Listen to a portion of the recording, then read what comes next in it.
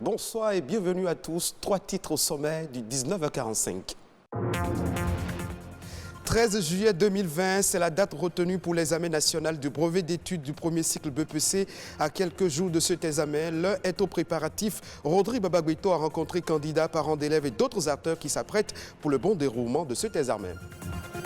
L'examen national du certificat d'études primaires CEP 2020 se poursuit. Des examens qui coïncident avec la saison des pluies et qui obligent candidats et surveillants de salle à suivre le dictat des inondations. Le constat à suivre. Et puis, la vente de la lingerie féminine est en pleine expansion. Mais si ces sous-vêtements de seconde main sont beaucoup prisés par les femmes, beaucoup n'ont pas autant conscience des risques qu'elles encourent.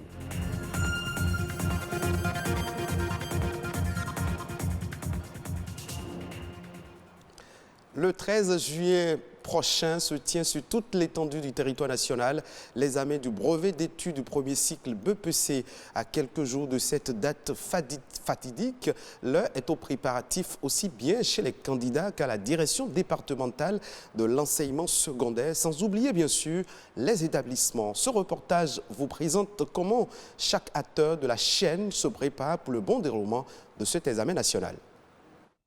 Quand approche la date butoir de l'examen du BEPC, Stéphane change ses habitudes. Si autrefois, de retour de l'école, il pouvait se divertir, aujourd'hui, il n'en est plus question. Après 8 heures de cours ce matin, sans répit, il prend d'assaut le tableau. Quand je quitte l'école et je viens à la maison, je mange. Ensuite, je prends mes cahiers et je traite un exercice avant que mon maître ne vienne. Je ne suis pas fatiguée parce que c'est qu'après le BEPC, je pourrais me reposer. Si le BPC devait se tenir demain, par exemple, je suis sûr d'avoir le BPC. Une certitude que partagent ses parents.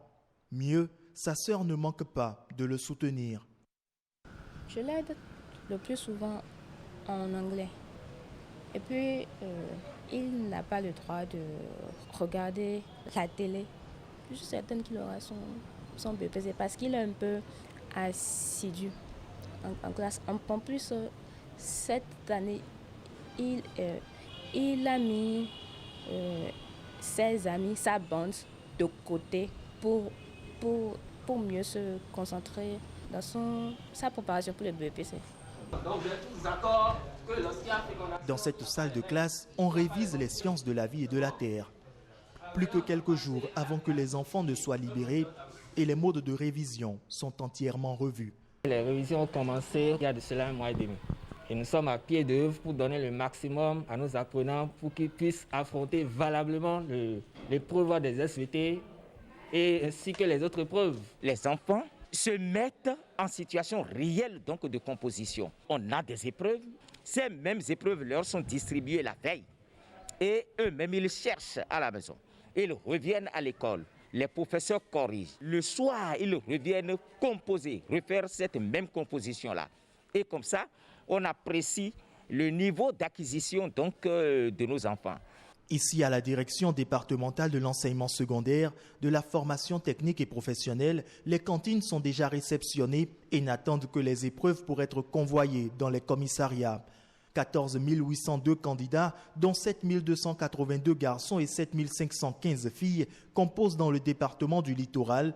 Et toutes les conditions sont réunies pour un bon déroulement de cet examen. Tous les candidats du département du littoral ont actuellement leur numéro de table. Tous les candidats doivent être munis de leur masque. Il est prévu dans tous les centres des dispositifs de lavage de mains. Il n'y aura pas 2 candidats par table, c'est un seul candidat par table. Il faut veiller à ce que les élèves ne s'attroupent pas. Il faut veiller à ce que les élèves n'aillent pas tous à la fois vers les vendeuses. Autant de mesures qui sont prises pour un brevet d'enseignement du premier cycle sain dans ce contexte sanitaire de Covid-19. Le rendez-vous est donc pris pour le 13 juillet prochain dans les 17 centres de composition prévus pour abriter l'examen dans le département du littoral. Un reportage signé Rodrigue Babagbeto. Depuis lundi dernier, il se tient sur toute l'étendue du territoire national l'examen du certificat d'études primaires, session de juillet 2020. Des examens qui coïncident avec la saison des pluies et qui obligent candidats et surveillants de salle à subir le diktat des inondations. C'est le cas dans certains centres de composition à Cotonou où, malgré les efforts de remblai, l'eau de pluie continue de toujours stagner. Constat avec Ulvaeus Balogun. C'est le spectacle qu'offre l'entrée principale du centre d'examen de Menantin Sud pour le compte du certificat d'études primaires, session de juillet 2020. Ici, l'eau dicte sa loi aux candidats et surveillants de salle. La grosse difficulté que nous avons, c'est par rapport à l'inondation du centre. Actuellement, vous constatez avec nous qu'il y a encore une partie de la cour qui est inondée. Et pour faciliter les conditions de composition, une équipe de pompage de l'eau stagnante et du sable de remblai ont été déployés. Mais scène insolite, même le Caterpillar censé procéder au remblayage s'est enlisé. La chance que nous avons, c'est qu'en dehors du grand portail qui, disons, est proche de la partie inondée, il y a 2 portillons qui donnent sur le centre. Et donc les parents et les candidats qui venaient dans le centre ont dû prendre par ces 2 portillons. C'est la suite des épreuves, notamment sportives, qui inquiètent. Sinon, nous avons une partie de la cour qui n'est pas inondée, qui peut être utilisée, ma foi, pour l'éducation physique et sportive. Mais cela ne serait pas suffisant parce que ce serait bien que nous ayons toute la cour pour que les enfants puissent véritablement avoir tout l'espace possible pour faire cette épreuve-là. Ici aussi, au centre de composition de Vedoko, le constat est presque pareil. Malgré le remblai de la cour de l'école, des flaques d'eau persistent, suscitant aussi des craintes pour la suite des épreuves. Le lundi, il y a la mairie qui a essayé de nous mettre du sable à l'entrée. Et puis ils sont venus aspirer l'eau. Cependant, nous avons toujours peur. Depuis hier, nous n'avons pas eu de difficultés en ce qui concerne la pluie. Mais nous prions toujours le ciel pour qu'il ne pleuve pas. Parce que s'il pleut encore, les épreuves d'éducation physique et sportive seront un peu bouleversées. Face à ces craintes, les chefs centres s'en remettent à Dieu, espérant que la bonté divine les épargne, ainsi que les candidats d'une nouvelle pluie. Le marché de la lingerie grouille toujours de monde à Cotonou. L'affluence autour des vêtements ne baisse pas. Ces sous-vêtements de deuxième main constitueraient-ils une source d'infection? Comment les utiliser sans contracter des maladies? Élément de réponse dans ce reportage signé Perspective Tossa. Au marché Misebo, les marchands de lingerie se frottent les mains. Pour cause, l'affluence de la clientèle est à la taille de la diversité des articles. Tout s'y trouve, petites culottes, soutien-gorge, collants rembourrés encore appelés fausses fesses et bien d'autres sous-vêtements. Aucune gêne quand il faut se procurer de la lingerie d'occasion. La friperie, c'est quelque chose que moi j'aime très bien. Depuis quand moi je porte les friperies, je n'ai pas encore eu cette maladie d'infection. Nos clients aussi n'ont pas encore dit qu'en portant les friperies, il y a les infections comme conséquences. Moi, j'achète les soutiens-gorge simples ou rembourrés. Ça n'a aucun inconvénient. C'est très bon. C'est de bonne qualité et moins cher. C'est donc la qualité qui explique cette préférence. Les sous-vêtements de premier choix sont les plus convoités. Ils semblent neufs et gardent leur étiquette. Les autres sont plus usés et moins coûteux. Exposés et accessibles à tous, toutes les bourses y trouvent leur compte. Le achuta, comme on l'appelle communément ici au Bénin, serait désinfecté depuis ces différents pays d'origine. Mais cela ne rassure pas toujours. Je n'achète pas les sous-vêtements en friperie parce qu'il y a beaucoup de déchets. Il y a des gens qui ont déjà porté que je ne peux pas porter parce que ça donne beaucoup de maladies en fait. Les slips soutiens pour friperie, moi j'aime pas ça. J'ai peur pour les maladies. C'est pour cela que je ne paye pas les slips de friperie. Si la lingerie est à choisir avec minutie, Le achuta requiert plus d'attention. Selon les spécialistes, le mauvais conditionnement et la poussière pourraient le rendre nocif pour la peau. Déjà, lié aux caractéristiques de la lingerie elle-même, qu'elle soit neuve ou en friperie, on sait que les sous-vêtements en polyester avec des fibres synthétiques sont beaucoup plus pourvoyeuses en fait, d'infections vaginales. Au niveau des soutiens, on peut avoir des mycoses et des infections au niveau de la peau aussi. Chez les hommes, on pourra avoir probablement plus d'infections cutanées. On peut avoir des mycoses, par exemple, au niveau de la verge, au niveau des testicules. La lingerie en friperie, c'est bon.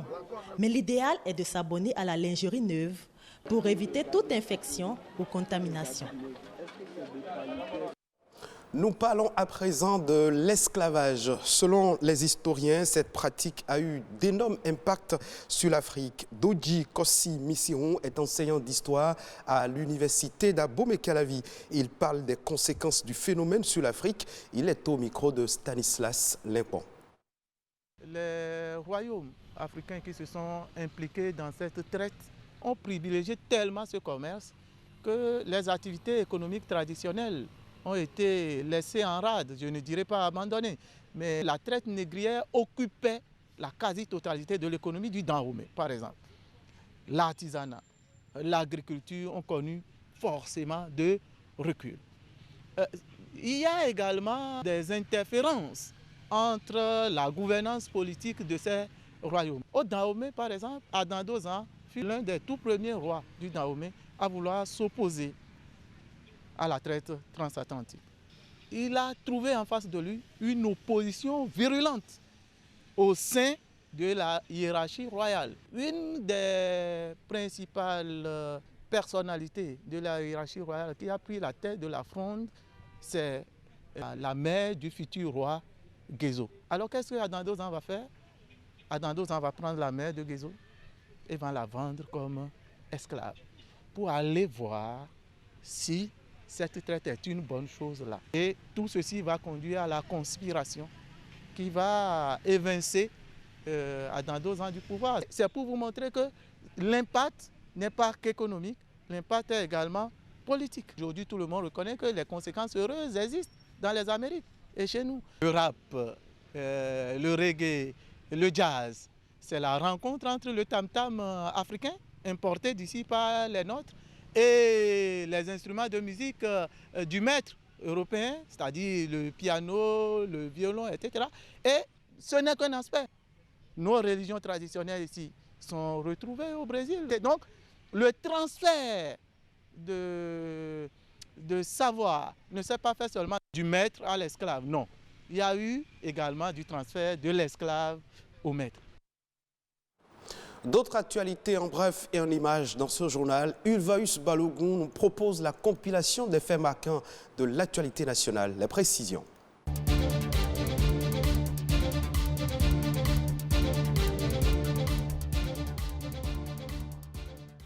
Le Bénin bénéficie d'un don d'équipements médicaux japonais dans le cadre de la lutte contre le coronavirus.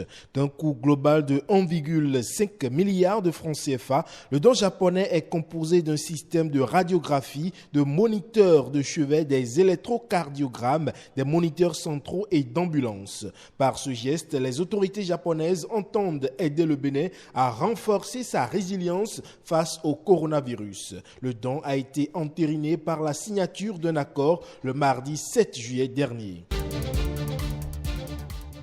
Parlant de la campagne cotonnière 2019-2020, le Bénin conserve sa place de leader africain avec ses 714 000 tonnes de coton produits durant la campagne passée. Une place qu'il entend maintenir et qui explique les dispositions qui ont été prises pour renforcer la résilience du secteur face au coronavirus. Le ministre de l'Agriculture annonce que le Bénin s'est engagé dans une démarche d'intensification et de durabilité de la production et entend mettre en place des technologies innovantes qui préservent la qualité du sol, la qualité du produit, les différentes molécules utilisées dans la production pour garantir une bonne qualité du coton-graine et du coton-fibre ainsi que la santé des hommes qui pratiquent la culture cotonnière. Et pour réduire les cas de grossesse précoce et renforcer la protection de la jeune fille, le guide de référence pour la conduite du dialogue parents-enfants sur la santé sexuelle et reproductive a été relu cette semaine par les cadres du ministère des Affaires sociales et de la microfinance. Le guide constitue un véritable outil d'accompagnement des parents en matière d'éducation à la santé sexuelle et reproductive. Sa relecture va donc favoriser son usage optimal par les parents.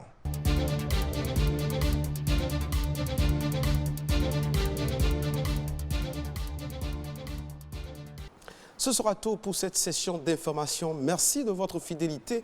Vous pouvez suivre ce journal sur le site de l'ORTB, www.ortb.bj.